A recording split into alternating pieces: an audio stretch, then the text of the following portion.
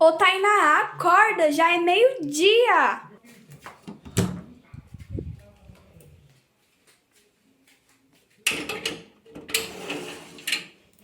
Acorda, menina. Mãe, deixa eu dormir, meu. Não, já é meio-dia. Mas eu preciso dormir mais. Eu aprendi no meu trabalho, a gente tem que dormir bem pra acordar bem. Muitas pessoas não levam a sério o sono e por isso tem a qualidade de vida tão prejudicada. De acordo com a OMS, 45% da população tem problemas relacionados ao sono. Se pararmos para pensar, isso pode ser mudado. Basta você dar o primeiro passo. Entramos em contato com o Instituto do Sono, uma entidade de apoio muito bem requisitada e conhecida. Conseguimos uma entrevista de forma remota com uma médica especialista do sono. Então fiquem ligados! Meu nome é Erika Treptow, eu sou médica especialista em medicina do sono e pesquisadora do Instituto do Sono em São Paulo. Quais problemas a ausência do sono pode causar? O número de horas que a gente precisa de sono ele é variável de pessoa para pessoa e também é variável conforme a idade. Só que algumas vezes a gente começa a dormir bem menos do que seria o esperado para a idade. E todo mundo já aconteceu com todo mundo de às vezes ficar 1, 2, 3 noites dormindo mal, às vezes por causa de uma prova, uma ansiedade, e em 1, 2 noites a gente já começa a sentir algumas coisas. O que a gente nota? Que tem uma diminuição da concentração, a memória não fica tão boa, e conforme isso vai passando, isso vai se perpetuando por mais dias, a gente pode ter consequências mais graves. As pessoas que não dormem bem, elas têm um risco grande de diminuir a sua performance, tanto no trabalho, quanto até na vida social, tem um risco maior de ter um acidente de carro, por exemplo, um acidente no ambiente de trabalho. E, além disso, quando a gente fica por muito tempo dormindo pouco, isso piora também a nossa saúde, tanto física quanto mental. A gente tem mais risco de ter doenças cardiovasculares e também de ter doenças mentais, como a depressão e a ansiedade. Quais são os distúrbios mais comuns e qual a causa e o tratamento?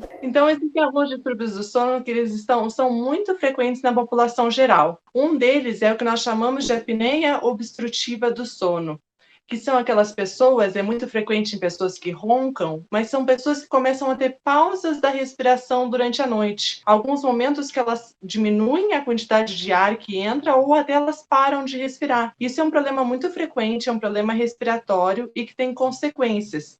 E é um problema que, quando a gente descobre, tem diversos tratamentos que podem ser feitos. Desde até a questão de dormir de lado, porque tem muita gente que só tem essas paradas da respiração quando dorme de barriga para cima. Em alguns casos, a gente precisa usar alguns aparelhos, alguns deles trazem a mandíbula para frente para abrir a nossa via aérea e nós respirarmos melhor. E várias vezes a gente precisa usar o que nós chamamos de aparelho de pressão positiva, que é um aparelho que, com uma pressão de ar, ele também abre a nossa via aérea, nós voltamos a respirar normal e para de ter o ronco, por exemplo. Um outro distúrbio do sono que é muito frequente, que agora nessa época de pandemia, tudo isso que aumentou bastante, é a questão da insônia.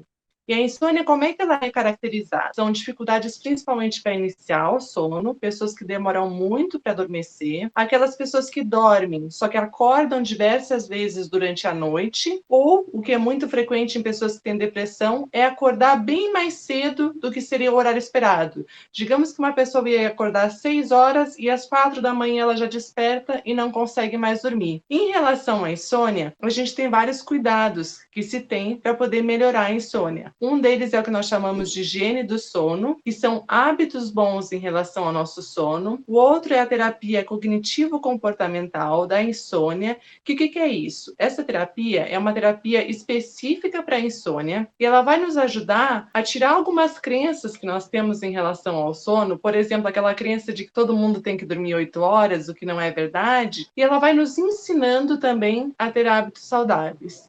Em alguns casos, é necessário o uso de medicamentos, mas hoje em dia se tenta cada vez menos usar os remédios. E um outro distúrbio do sono que é muito frequente, esse é bom a gente falar, é o sono insuficiente. O sono insuficiente são aquelas pessoas que dormem menos e muitas vezes dormem menos porque se colocam naquela situação. Por exemplo, digamos que alguém que vai para a balada à noite, chega às 5 da manhã em casa, toma um banho, dorme 1h30 e depois já vai para a aula. Então, é uma situação que às vezes a sociedade nos impõe, tanto pelo estudo, pelo trabalho, ou até pelo lazer, que a gente também quer aproveitar um pouco, e a pessoa acaba dormindo muito pouco, e isso a longo prazo é ruim. Quanto tempo devemos dormir para ter um sono de qualidade? Uma ótima pergunta. Então, o que acontece? O nosso sono realmente ele é variável, só que a gente sabe que conforme a idade, nós precisamos de mais horas de sono. Por exemplo, um recém-nascido, ele precisa em torno de 14 a 17 horas de sono por dia, o que é bastante tempo, não é um sono contínuo, é um sono que vai se espalhar durante todo o dia. Já uma criança, às vezes vai precisar em torno de 12 horas de sono, um pré-escolar aproximadamente 10 horas, os adolescentes também precisam de muitas horas de sono. E por que isso? Porque tanto na criança quanto no adolescente, nosso corpo e nosso cérebro ainda estão em desenvolvimento, e o sono ajuda muito nesse desenvolvimento. Já no adulto, nós precisamos aproximadamente de 7 a 9 horas de sono. O que nós costumamos falar é que não existe exatamente assim um número de horas, mas existe a quantidade de horas que você vai se sentir bem no outro dia, que você vai sentir que descansou, que teve o que nós chamamos de um sono reparador. É aquela coisa assim como se recarregasse as energias para estar pronto para o outro dia. Como ter uma higiene do sono e como dormir bem? Então, a higiene do sono, elas são hábitos que nós vamos colocar tanto no nosso dia quanto na nossa noite para ter uma qualidade de sono melhor. Um dos principais hábitos que nós sempre falamos é a questão de rotina. É muito importante ter um horário certo para levantar e um horário certo para dormir, né? Um horário que seja regular, que a gente tente manter tanto nos dias de semana quanto nos finais de semana. Porque também se nós variamos muito esse horário, nosso organismo acaba não entendendo quando que é o momento de dormir, quando que é o momento de acordar. A partir do momento que nós acordamos pela manhã, nosso organismo precisa entender que é dia. E como que a gente faz isso? Abrindo a janela, deixando a luz natural entrar, começando o dia de uma maneira positiva, tendo as refeições em horários regulares. A prática do exercício também é muito importante, e sempre lembrando que exercício perto da hora de dormir pode prejudicar o sono. E durante o dia, a gente vai tendo o nosso dia a dia. Se possível, não cochilar no adulto. Às vezes, cochilar pode atrapalhar o sono da noite. E quem for cochilar, tentar que nunca ultrapasse 30 minutos. E aí, no nosso dia, a gente às vezes toma uma xícara de café, uma xícara de chá, um refrigerante, e nós temos que tentar parar com esses estimulantes pelo menos umas 6 horas antes da hora que nós planejamos dormir. E quando o dia vai chegando ao fim, nós temos que ir preparando o nosso organismo como se fosse um ritual para chegar à hora do sono. E como que é esse ritual? À noite, nós devemos ter um mínimo contato com os eletrônicos, por exemplo, com a televisão, o computador, o celular. Por quê? Porque esses aparelhos, na tela deles, eles emitem uma luz que nós chamamos de luz azul. E essa luz azul, ela inibe a secreção de melatonina. A melatonina ela é secretada lá dentro do nosso cérebro e ela que é o hormônio que avisa para o nosso organismo que está na hora de dormir. Então, quando a gente tem contato com essas telas, é como se a gente avisasse, não, eu não preciso dormir, ainda é dia aqui fora. Uma outra coisa que é importante é tentar ter atividades relaxantes. Por exemplo, assistir um filme de terror à noite, ver um telejornal que muitas vezes só tem tragédia, isso pode prejudicar o início do nosso sono, porque nós ficamos pensando naquelas coisas ruins. Então, uma leitura, uma atividade como uma meditação, escutar uma música, falar com alguém que a gente gosta, isso tudo é importante para nos ajudar no sono. E, não menos importante, é a questão do nosso quarto. Tentar manter uma temperatura agradável. A gente sempre tenta uma temperatura não muito quente dentro do quarto. Até se tiver que puxar mais para o frio é melhor do que para o calor. Um ambiente com o mínimo de barulho possível e o mínimo de luminosidade possível. Isso é muito importante, porque realmente nós precisamos fazer alguma coisa progressiva no final do dia para ir entendendo que chegou a hora de dormir. Nós temos uma mania de pensar que é só desligar a luz, deixar o celular de lado e a gente vai desligar também. E não é assim. O nosso sono ele vai se construindo aos poucos e ele é muito reflexo do que a gente fez no nosso dia. Então, também ficar o dia muito parado, nosso organismo não sente aquele contraste entre dia e noite. Então, por isso também é importante atividade durante o dia, descanso durante a noite. Boa noite, meu nome é Rafaela Sena, tenho 26 anos e vou responder as perguntas da entrevista do terceiro C. Eu comecei a ter insônia com 14 anos, era no ano de 2008, e eu não percebi de começo que eu estava tendo um distúrbio do sono. Eu achava que era normal ficar a noite inteira sem dormir e não conseguir fazer mais nada durante o dia. Essa fase durou mais ou menos uns 10 meses.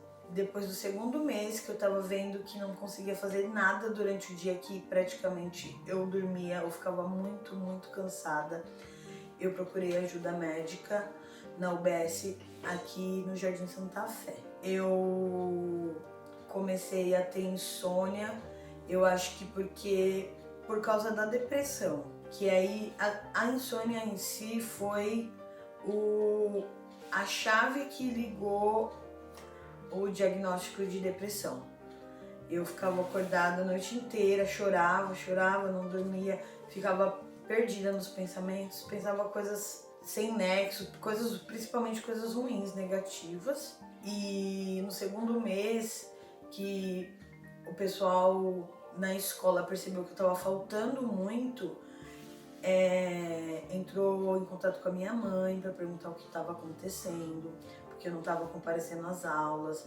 Quando eu ia, eu estava cansada, estava muito irritada, pedia para ir embora mais cedo, pedia para alguém me buscar. O pior era assim, eu saber que eu estudava de manhã, entrava às 7 da manhã, e o que me deixava mais desesperada era que eu não conseguia dormir e eu olhava no relógio e já estava quase no horário de ir para a escola. Aí isso me deixava muito, muito, muito magoada, porque muitas vezes eu queria ir para a escola, mas eu ficava perdida. Às vezes ia andando para a escola, chegava no meio do caminho e estava super cansada e naquela bad que eu ficava meio perdida, assim, o que fazer. Aí quando eu ia pra escola, eu sentia muita, muita dor de cabeça, um cansaço excessivo, ficava super irritada. Eu não conseguia desenvolver nada, a professora me perguntava alguma coisa, eu tava assim, no mundo da lua, ou normalmente eu nem gostava que as pessoas me perguntassem nada, porque eu estava extremamente irritada. Eu comecei a faltar muito na escola, minhas notas caíram. Dentro de casa eu não conseguia fazer nada, ajudar minha mãe, nem na limpeza básica da casa, porque durante o dia eu tava praticamente pilhada por não conseguir dormir à noite. Não sentia fome direito, ficava muito tempo perdida nos meus pensamentos e quando chegava a hora de dormir, eu levantava, assistia televisão até 4, 5 horas da manhã, deitava, tentava dormir, levantava, tomava um banho, tentava dormir de novo. E isso me deixava cada vez mais angustiada e também irritada. Acho que a pior sintoma é no outro dia quando você quer viver e não consegue. Aí depois de 2 meses mais ou menos que eu tava muito ruim, principalmente na questão da insônia, a escola entrou em contato com a minha mãe. Aí a minha mãe me levou para fazer uma consulta aqui na UBS e o médico me receitou uma coisa muito básica: fazer exercício físico, uma caminhada, jogar bola, jogar vôlei, porque isso tira a tensão do nosso corpo, faz a gente se sentir bem e ao mesmo tempo você se sente cansado por ter exercitado o corpo. Eu também tomei um medicamento chamado Passiflora, que é um calmante natural, por uns 8 meses, mais ou menos.